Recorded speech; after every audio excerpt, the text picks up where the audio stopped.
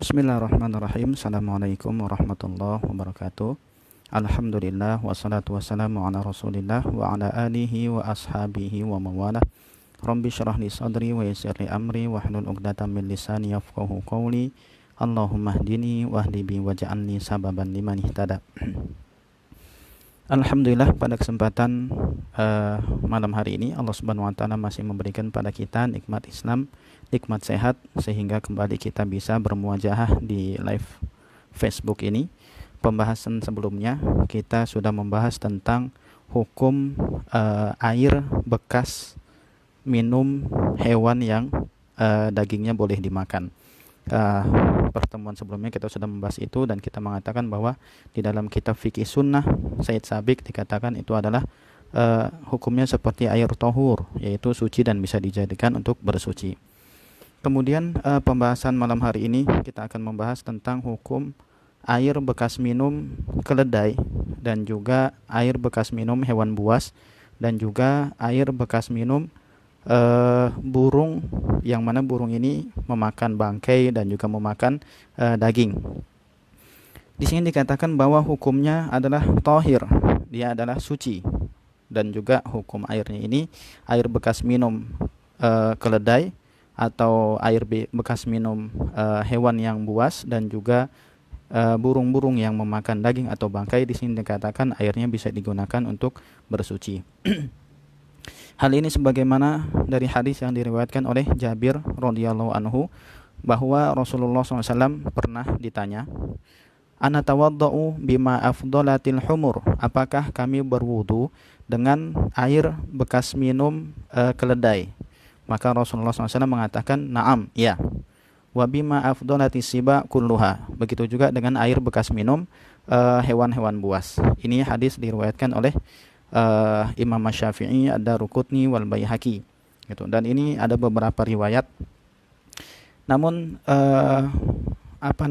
Syekh Albani mengatakan hadis ini lemah, sebagaimana dinukil dari Imam Nawawi di dalam kitab As-Sunan Al-Kubra, bahwa hadis yang disebutkan barusan ini hadisnya lemah.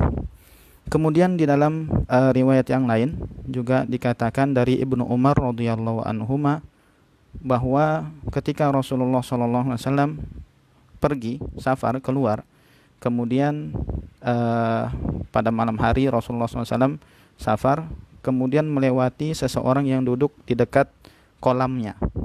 Kemudian Umar bin Khattab bertanya kepada pemilik kolam, "Apakah ada binatang buas yang minum dari kolam kamu ini?" Gitu. Maka kemudian Rasulullah SAW mengatakan kepada pemilik kolam, "Jangan kasih tahu, nggak usah dijawab. Yang seperti itu terlalu berlebihan, seperti itu, mempersulit diri." Gitu. Jadi kalaupun ada hewan buas yang habis minum dari kolam itu, maka bagi hewan buas itu apa yang dia minum, dan bagi kita air yang tersisa itu nggak apa-apa, dan itu hukumnya tohur, suci, dan bisa digunakan untuk bersuci. Ini hadis diriwayatkan oleh Ad-Daruqutni. Namun Syekh Albani juga mengatakan hadis yang kedua ini juga hadisnya lemah, dhaif gitu, sebagaimana yang beliau nukilkan dari Ibnu Hajar di dalam kitab Talkhis Al-Habir. Kemudian ada juga riwayat yang lain dari Yahya bin Sa'id, bahwa Umar ketika dalam suatu perjalanan, dan di situ juga ada Amr bin As, sampai melewati satu kolam. Kemudian Amr bin As bertanya kepada pemilik kolam itu, "Apakah ada hewan buas yang minum dari air ini?" Gitu. Kemudian Umar bin Khattab mengatakan, "Gak usah dikabari, gitu, gak usah dijawab." Gitu. Karena bagi hewan buas itu apa yang dia minum, dan bagi kita apa yang tersisa. Seperti itu. Ini diriwayatkan oleh Imam Malik di dalam Muwatta.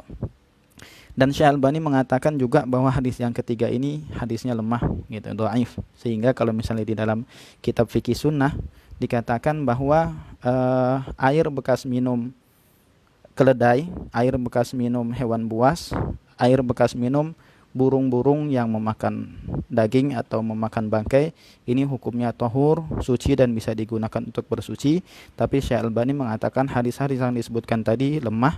Mengapa demikian? Karena ada juga hadis yang lain yang hukumnya sahih, yaitu hadis tentang dua kulah yang pembahasan sebelumnya sudah kita bahas, bahwa hadis tentang dua kulah ini eh, sebab Rasulullah SAW mengatakan bahwa air yang dua kulah maka tidak akan tercampur, tidak akan terkotori dengan najis, seperti itu. Ini hadis ini Rasulullah SAW katakan karena Rasulullah SAW ditanya tentang air bekas minum hewan buas. Maka Rasulullah SAW mengatakan bahwa air yang dua kulah tidak terkena najis, atau kullatain lam yahmilil khabath, seperti itu. Sehingga kalau Syekh Albani berpendapat bahwa air bekas minum keledai ini hukumnya najis, seperti itu, tidak bisa digunakan untuk bersuci karena ada hadis sahih yang mengatakan bahwa ada hadis yang mengatakan tentang keledai. Rasulullah SAW mengatakan fa innaha rijs, itu adalah najis, seperti itu. Jadi mulutnya keledai ini najis, sehingga kalau misalnya air bekas minum keledai maka air itu menjadi najis kalau misalnya airnya sedikit. Tapi kalau misalnya airnya banyak, jika kemudian keledai minum dari air itu, selama air itu tidak berubah rasa, bau dan juga warnanya, maka air tersebut tetap bisa digunakan untuk bersuci. Hukumnya adalah tahur, suci, dan bisa digunakan untuk bersuci. Kemudian pembahasan berikutnya yaitu tentang air bekas minum kucing. Apakah air bekas minum kucing ini suci? Di sini dikatakan bahwa air bekas minum kucing hukumnya tahir, dia adalah suci, atau airnya ini adalah tahur, suci dan bisa digunakan untuk bersuci.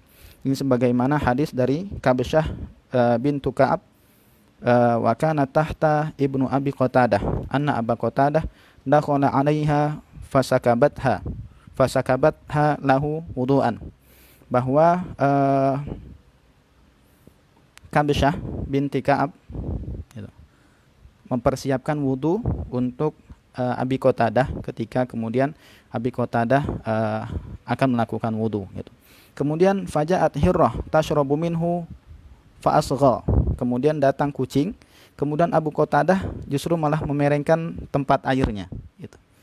Maka kemudian Kabsyah bintu Ka'ab ini heran, gitu. Kemudian Abu Qatadah mengatakan, apakah engkau heran? Iya. Kemudian dia mengatakan Rasulullah SAW bersabda, innaha laisat binajas, bahwa sesungguhnya kucing itu tidak najis.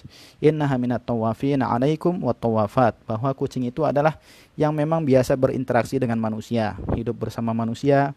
Kita pun juga kadang memelihara kucing, itu, sehingga ini tentunya bentuk kemudahan dari Allah Subhanahu wa taala bahwa air bekas minum kucing ini hukumnya suci dan bisa digunakan untuk bersuci.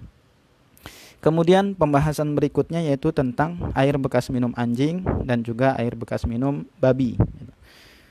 Bahwa air bekas minum anjing hukumnya adalah najis karena ini sebagaimana hadis yang diriwayatkan oleh Abu Hurairah bahwa Rasulullah SAW bersabda, idza syaribal kalbu fi ina'i ahadikum falyaghsilhu sab'an, apabila ada anjing yang minum dari tempat wadah kalian, maka hendaknya ia mencucinya 7 kali. Hadis ini diriwayatkan oleh Imam Ahmad dan juga Imam Muslim. Kemudian di dalam riwayat lain Rasulullah SAW mengatakan, tahuru ina'i ahadikum idza walagha fihil kalbu an yaghsilahu sab'a marrat aw lahunna biturab. Cara mensucikan wadah kalian jika kemudian ada anjing yang minum dari wadah tersebut adalah dengan dicucinya 7 kali. Salah satunya dengan menggunakan tanah atau dengan menggunakan debu. Itu, sehingga air bekas minum anjing hukumnya adalah najis. Tidak boleh digunakan untuk bersuci kecuali jika memang airnya ini banyak. Sehingga ketika anjing itu minum dari air tersebut, kemudian air ini tidak berubah rasa, bau, dan juga warnanya. Maka kalau misalnya airnya banyak, yang seperti ini hukumnya tetap tahur, suci, dan bisa digunakan untuk bersuci. Kalau mazhab Syafi'i kemarin kita katakan mensyaratkan 2 kulah. Tapi kalau di fikih sunnah ini tidak disyaratkan 2 kulah. Tapi yang jelas selama air itu tidak berubah rasa, warna, dan juga baunya, maka kalau misalnya ada anjing yang minum dari air itu, airnya tidak berubah rasa, bau, dan juga warnanya, maka hukumnya tetap suci dan bisa digunakan untuk bersuci. Kemudian adapun tentang air bekas minum babi, maka ini juga hukumnya najis. babi itu sebagaimana firman Allah Subhanahu wa taala, aulah ma khinzir fa innahu rijz, atau daging babi karena daging babi itu adalah najis gitu. Dan air liur adalah hasil dari dagingnya babi tentunya. Sehingga kalau babi itu najis, maka air bekas minum babi pun juga najis, tidak boleh digunakan untuk bersuci. Namun sekali lagi, kecuali apabila airnya ini jumlahnya banyak. Kalau mazhab Syafi'i mensyaratkan 2 kulah, kalau di fikih sunnah tidak disyaratkan 2 kulah, yang jelas banyak gitu, tidak berubah rasa, bau dan juga warnanya, maka tetap hukumnya suci dan bisa digunakan untuk bersuci. Baik, ini pembahasan kita malam hari ini, mudah-mudahan bisa bermanfaat. Aku rumah tasmaun, assalamualaikum warahmatullahi wabarakatuh.